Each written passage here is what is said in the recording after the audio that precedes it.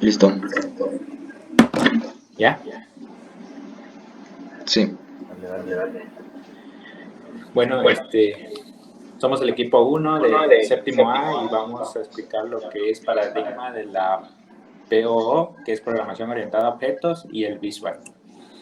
Bueno, la programación orientada a objetos es un paradigma de programación, es decir, pues es un modelo y un estilo de programación que nos da unas guías sobre cómo trabajar en él. Se basa en el concepto de clases y objetos. Vamos a identificar en este siguiente presentación lo que son las clases y los objetos para poder hacer una programación orientada a objetos. Bueno, los paradigmas de programación en lenguaje secuencial tenemos a varios ejemplos, entre los cuales se destaca lo que es Python, C++ y Java, que son el C++, lo pusimos en medio ya que es el lenguaje principal para poder programar un objeto en lo que son los diferentes lenguajes de programación. Java es el principal que es utilizado y Python de igual manera. A continuación, mi compañero va a explicar los orígenes. Bueno, hablando un poco de los orígenes y de la historia de la programación orientada a objetos, nace en los años 60 en Norwegian Computer Center con la implementación de dos lenguajes de programación de simulación.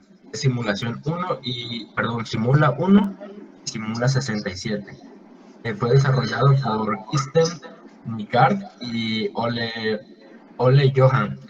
El Simula 67 introdujo por primera vez los conceptos de clases, objetos, herencias, subclases, corrunas y funciones virtuales. La POO se fue, se fue convirtiendo en uno de los estilos de programación dominantes a mediados de los años 80, en gran parte debido a la influencia de lo que fue C++, como dijo mi compañero anteriormente, es el lenguaje de programación que se ocupa más en este tipo de lenguaje también. Una extensión, que es una extensión de lo que es el lenguaje en programación C. Su dominio fue considerada gracias al auge de las interfaces gráficas que se usaban. A diferencia de muchos lenguajes modernos, se simula que se entiende por dos tipos de objetos: los objetos activos e inactivos. Los activos son aquellos objetos que aún no han completado su bloque asociado, que son el behind y el end, y el inactivo, que son aquellos que se han completado su bloque de instrucción. Tanto de uno como de otro es posible ejecutar los procedimientos mientras de los procedimientos de los miembros y de consultar los atributos de cualquier uno de ellos en cualquier momento. La programación orientada a objetos tiene clases y objetos, donde las clases es como si fuera una plantilla, es lo que vamos a programar nosotros, es la primera programación que hacemos. El objeto viene dado desde la clase y la clase es la quien define cómo van a ser estos objetos. Por ejemplo, los objetos pueden ser algo real y en esta imagen podemos ver algo real que son los animales, donde el animal es la clase y los objetos tenemos perro y gato. Son diferentes entre sí, pero pertenecen a la misma clase que es animal. Cada uno tiene atributos y cada uno tiene sus métodos. Los atributos se refieren a sus cualidades y los métodos se refieren a qué es lo que puede hacer o sus habilidades.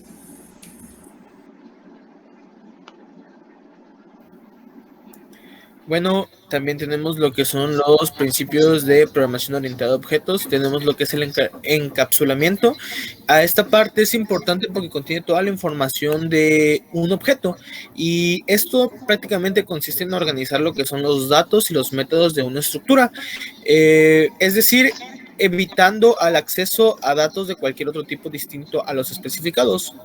Por lo tanto, la encapsulación garantiza la integridad de los datos que contiene un objeto. También tenemos lo que es la abstracción. En esta parte, bueno, dice que la abstracción es cuando el usuario interactúa solo con los atributos y métodos seleccionados de un objeto. Bueno, en este caso, la abstracción en programación hace referencia a la ocultación de la complejidad de una aplicación al exterior. Más que nada se centra en cómo puede ser usada y solo se conoce como interfaz. Siguiente, por favor. Bueno, también tenemos lo que es la herencia. La herencia es la relación, es la definición de la relación jerárquica entre clases, una forma de atributos y otra de métodos comunes que pueden ser realizadas. En este caso, bueno, la herencia es utilizada para, para hacer un resumen rápido. La herencia es entre dos objetos, es la posibilidad de heredar los caracteres de uno al otro. El polifirmismo, en este caso, bueno, consiste en diseñar objetos para compartir comportamientos, lo que nos permite procesar objetos de diferentes marcas.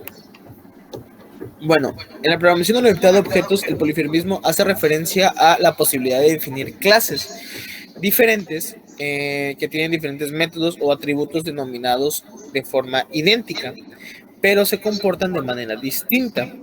También se puede utilizar como funciones, tanto a funciones como a tipos de datos.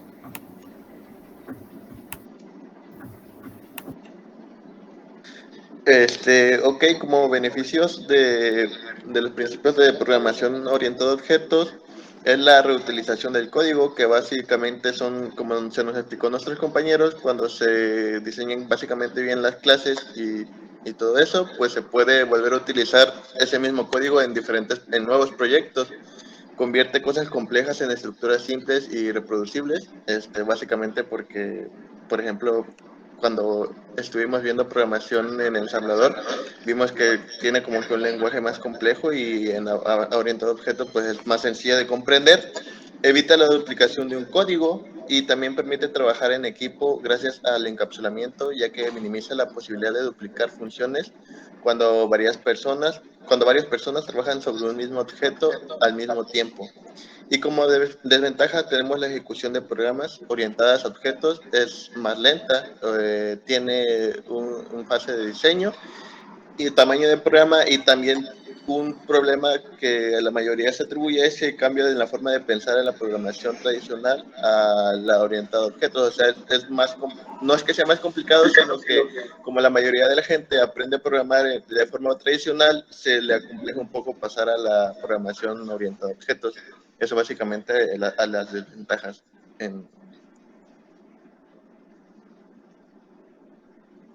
Ok, bueno, yo lo voy a hablar sobre la línea del tiempo de la evolución de la programación orientada a objetos. Como bien mencionó mi compañera al principio, surge en la década de los 60, 70 casi. Surge en Noruega, en 1967, por el lenguaje llamado Simula, por un desarrollador que se llama Kristen Nygaard.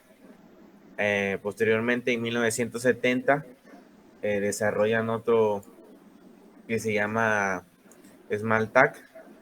Este fue uno de los más puros programas. Posteriormente se crea en 1963 lo que es C++, que es un programa orientado más a objetos y un poquito más fácil y dócil, pero también surgen otros más en la época en esa época, por lo cual también en 1995 surge Java, que es una extensión de C++, donde su filosofía es aprovechar el software existente, perdón. Y posteriormente, ahorita a la fecha, pues tenemos C, pero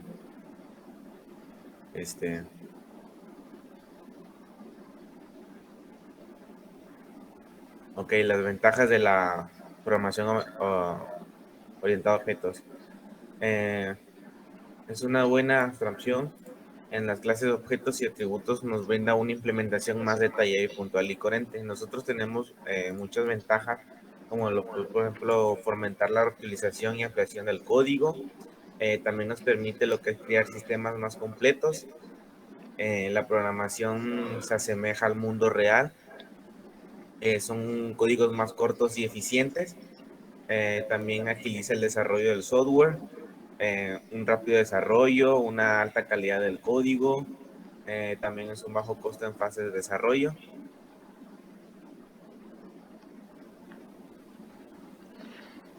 Bueno, yo voy a explicar lo que son las aplicaciones. Aquí hay una frase no muy interesante que dice, cada elemento en el mundo real puede ser modelado e implementado como un objeto aquí en el lenguaje de programación orientada a objetos, ya que cualquier cosa que nosotros podamos ver, por ejemplo, hasta nosotros podemos ser un objeto en el lenguaje de programación orientada a objetos. Por ejemplo, un juego muy famoso, ¿no? El juego de Minecraft. Es un juego de construcción que fue lanzado en mayo del 2009, ¿no? ¿Y cómo puede ser este videojuego en programación orientada a objetos? Muy fácil, porque como esto está dividido por ejemplo, la Tierra es un objeto, es cuadro por cuadro, entonces cada cuadro, que es una clase, está dividida en un objeto que ya puede ser tierra, ya puede ser algún metal o algo así, y ya cada uno tiene pues sus atributos y sus métodos, ¿no? Cada función que hace. También un modelamiento y simulación de agentes. Esto es algo pues muy fácil de entender, ¿no? ¿Por qué? Porque los agentes son modelados como objeto. ¿Qué es un agente? Como ya expliqué, pues cada objeto que podemos encontrar en el mundo real, ¿no? Dice, estos van a tener asociados unos atributos y un comportamiento y unas reglas para modificar su comportamiento. También van a poder interactuar con otros agentes, como lo vemos en la siguiente imagen, ¿no? O sea, cada objeto que nosotros le pongamos sus métodos y sus atributos, podemos hacer que ellos hagan las funciones que nosotros queramos. Por ejemplo, interactuar entre ellos o hacer algo específico que nosotros podamos ver. El diseño de interfaz de usuario. Esto prácticamente es lo que vamos a estar programando nosotros cuando programamos objetos. Y cada elemento dentro de la interfaz de usuario se puede considerar como un objeto. Por ejemplo, aquí tenemos diferentes tipos de objetos, o sea, añadir, borrar, buscar, servicios o ayuda. Esta sería nuestra plantilla, nuestra clase, y en esa se van a crear diferentes tipos de objetos, aunque esta misma clase tiene diferentes tipos de objetos, como botones o entradas de texto. Y cada una de las etiquetas tiene ciertos atributos y funciones específicas. Cada uno se va a guardar en diferentes memorias, dentro de una misma red de datos. Y pues en conclusión, la programación orientada a objetos permite pues todo lo que conocemos ahora. La programación de código que conocemos normalmente en C, en Python, en Java, pues es más que nada un entorno que no todos conocemos a simple vista, porque a menos que se esté estudiando una carrera o por hobby nos gusta programar, porque pues ahora lo que tenemos de interfaz a usuario, ahora todo es con objetos. Tenemos aquí ahora en estos buscadores tenemos botones, entrada de texto y diferentes tipos de funciones, que detrás de todo eso hay una serie de código que pues una persona normal no entendería, porque son puras redes de números, comandos y llamadas de funciones. Y esto nos permite pues poder tener una vida más fácil a la hora de navegar por internet. Gracias.